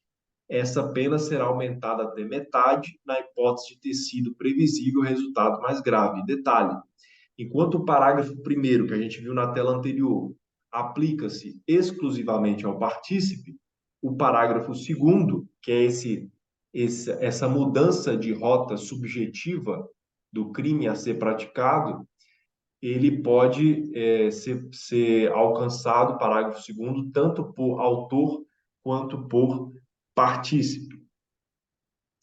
Vamos aí para a questão, que a questão caiu na prova da PI de vocês.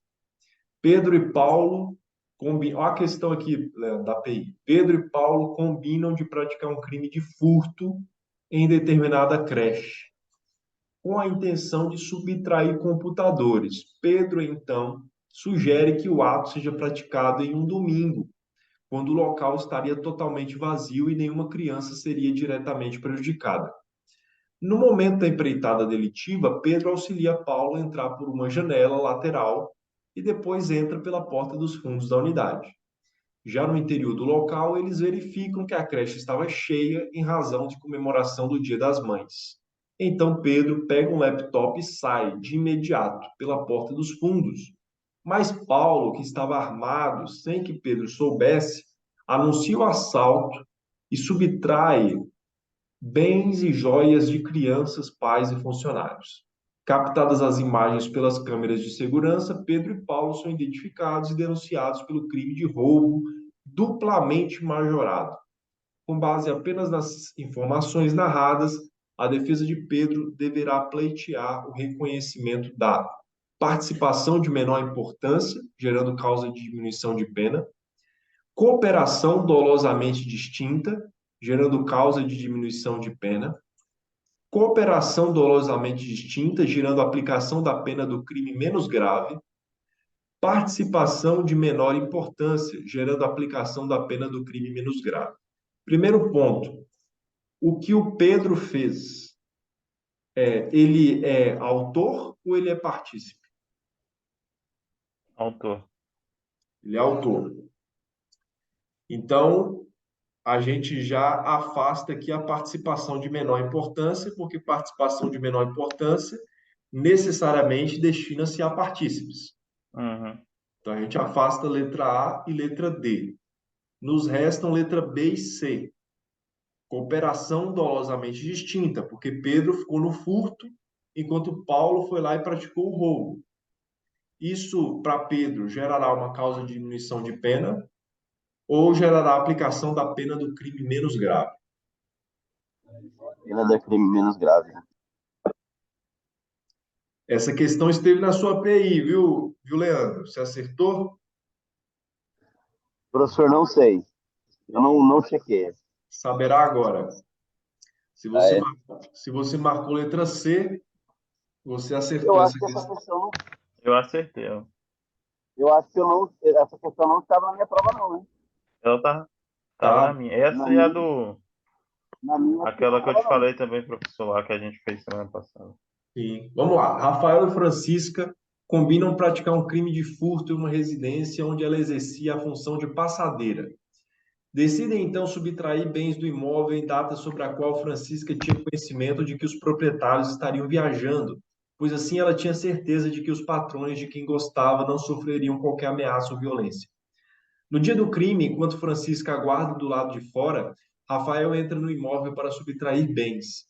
Ela, porém, percebe que o carro dos patrões está na garagem e tenta avisar o fato ao comparsa para que este saísse rápido da casa. Todavia, Rafael, ao perceber que a casa estava ocupada, decide empregar violência contra os proprietários para continuar subtraindo mais bens. Descobertos os fatos, Francisco e Rafael são denunciados pela prática de roubo majorado. Considerando as informações narradas, o advogado de Francisca deverá buscar sua absolvição, tendo em vista que não desejava participar do crime efetivamente praticado. O reconhecimento da participação de menor importância, com a aplicação de causa de redução de pena. O reconhecimento de que o agente quis participar de crime menos grave, aplicando-se a pena do furto qualificado. O reconhecimento de que o agente quis participar de crime menos grave, aplicando-se causa de diminuição de pena sobre a pena do crime de roubo majorado.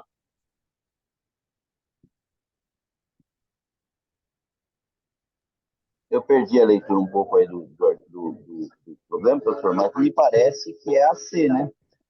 Letra C. e conhecimento de que o agente quis participar de crime menos grave, aplicando-se a pena de furto qualificado. Então, Francisca quis praticar de um crime menos grave, ela estava ligada ao furto, com abuso de confiança e tudo mais, né, porque ela trabalhava lá. E aí, só que ela não estava ligada ao roubo. Então, a pena dela partiria, segundo o Leandro, desse crime menos grave, né, do furto, e não um crime menos grave, tendo por referência a pena do roubo. E aí, Thay, vai ser também?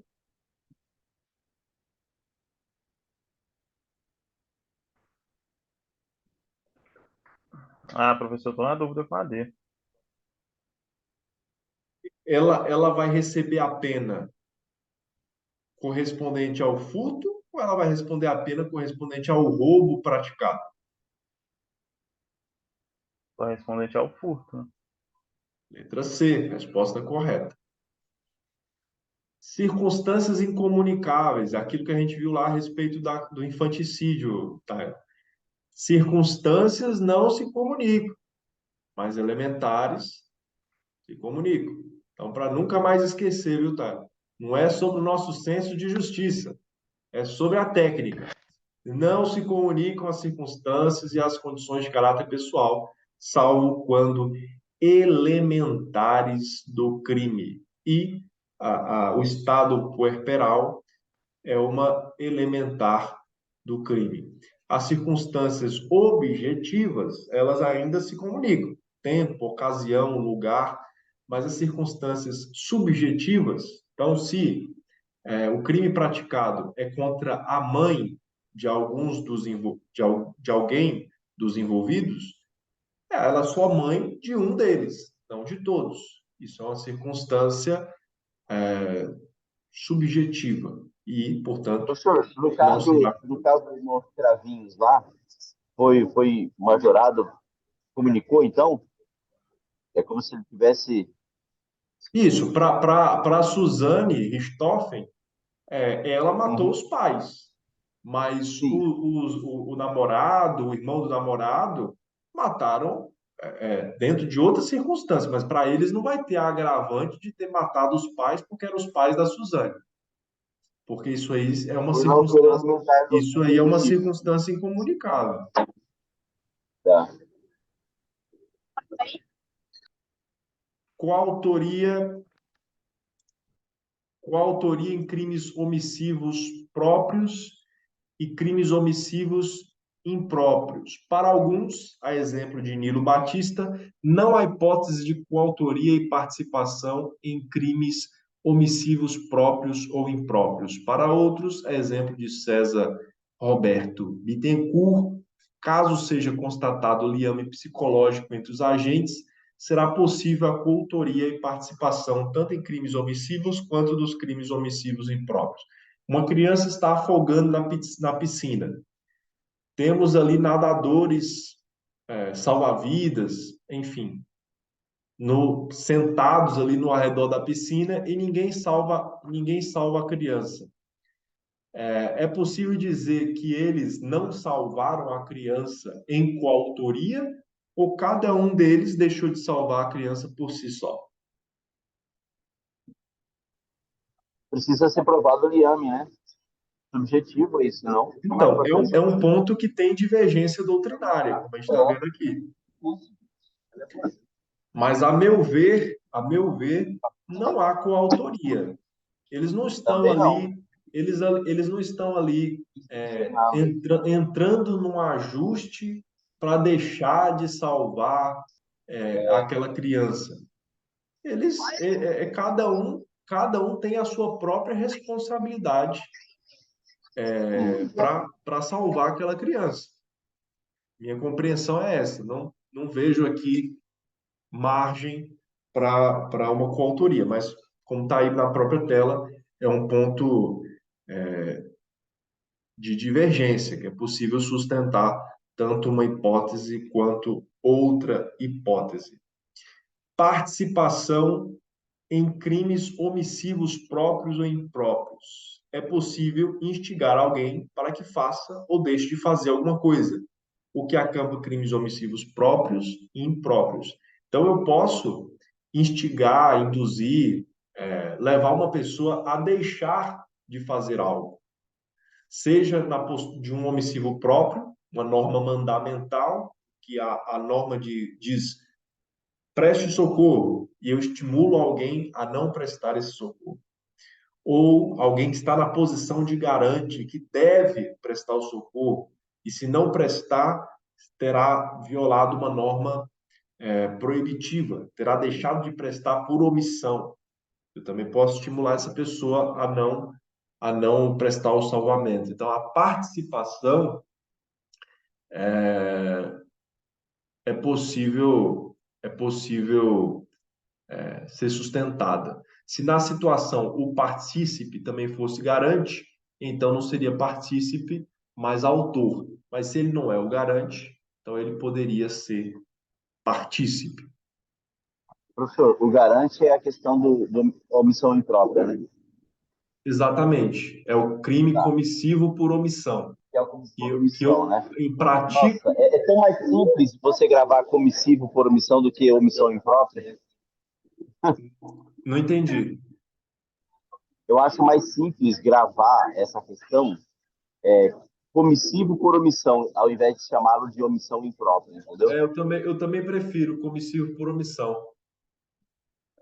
E aí, esse comissivo por omissão está violando uma norma proibitiva. No omissivo próprio, você está violando uma norma mandamental. A norma está dizendo, faça isso. E aí você se omite e não faz. Por isso é uma norma mandamental. Na norma proibitiva, você é um não faça isso. Que se você fizer, é crime. Só que o comissivo por omissão pratica isso, viola essa norma proibitiva com uma omissão. Então, por isso é um comissivo por omissão. Participação em crimes omissivos próprios ou impróprios, isso que a gente já viu, né? Concurso de pessoas em crimes culposos. É possível concurso em crime culposo? Lembrando que o crime culposo é aquele que se pratica por negligência, imprudência, imperícia. É possível que exista liame subjetivo na prática de um crime culposo?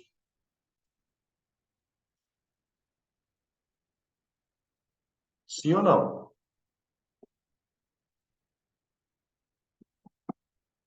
Liame subjetivo Tentando na imaginar, prática de um crime culposo. tô tentando imaginar uma hipótese, né? Exemplo: dois pedreiros estão trabalhando numa obra. Um segura de um lado numa trave, outro segura de outro lado, e eles vão carregando essa trave até chegar lá do alto do quarto andar e jogar para a rua. Os dois juntos. Joga para a rua. E, sem tomarem o cuidado necessário, jogam essa trave para a rua, cai, bate na cabeça de alguém, lesiona ou mata. Entre eles, ao segurar essa trave, havia liame psicológico? Eles estavam segurando juntos. Não, E eles estavam segurando essa trave juntos, certo? E eles teriam sido negligentes junto também?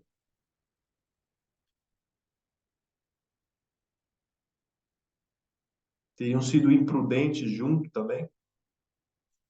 Há quem diga que sim, e que isso seria uma hipótese de se falar que o crime culposo poderia ser praticado em concurso, em concurso de agentes. Outros diriam, não, cada um foi negligente por si. Mas não é um ponto, não é um ponto pacífico. E, por fim, concurso de pessoas em crimes culposos, participação. Coautoria, o exemplo lá dos pedreiros jogando a trave na rua. E participação. Tá Tylon dirigindo a Ferrari dele, né? E tal o Leandro do lado. Acelera, cara, acelera. como assim que você tem essa Ferrari e você não vai jogar aí 250? Acelera e tal. Aí vai lá e Professor, eu acho que não. aí vem a praticar um homicídio culposo. É possível dizer que Leandro é partícipe? Não, na minha visão, não, porque se na coautoria já não admite, na participação, quem não pode o mais, não pode o menos, né? Penso eu, sei lá. A doutrina é rechaçada de forma quase unânime, porém, alguns sustentam que a participação culposa é possível, e ao passo que a dolosa, não. E aí o exemplo é esse, né? Passageiro que imprudentemente instiga motorista a ultrapassar os limites de velocidade da via, em decorrência da inobservância de ambos do dever de cuidado objetivo, acabam por provocar acidente automobilístico com feridos. Há quem diga que isso seria uma possibilidade aí de instigação, mesmo no contexto de um crime culposo. Mas, enfim, são as variáveis do estudo do direito penal, não é uma coisa que vai cair, dificilmente cairá na sua prova da OAB, seja na primeira fase, seja na segunda fase, mas já que faz parte da matéria, por mais que não seja pontos unânimes na doutrina, na jurisprudência, a gente coloca para reflexão. Mas, em regra, podemos dizer que, seja coautoria, seja participação em concurso de pessoas, crimes culposos, isso aí não é uma coisa admitida, embora tenha autores que, como a gente viu aqui, exemplifiquem isso de alguma forma. Mas particularmente me parece uma coisa complicada de se decifrar, seja no caso lá dos pedreiros, né, um liame subjetivo numa negligência conjunta, ou aqui o passageiro estimulando o motorista, e aí ele é partícipe de um crime culposo, enfim. Mas são pontos aí para a gente ter ideia de como isso é trabalhado na doutrina, certo? E com isso, doutores, doutor Taylor, doutor Leandro, e você que nos acompanha até aqui, seja em que momento for, concluímos o primeiro semestre de Direito Penal em 2 meses e meio, aí com as nossas aulas aos domingos, não? 14 aulas, e com isso a gente viu até o artigo 31 do Código Penal, 14 aulas. E a gente viu até o artigo 31 do Código Penal.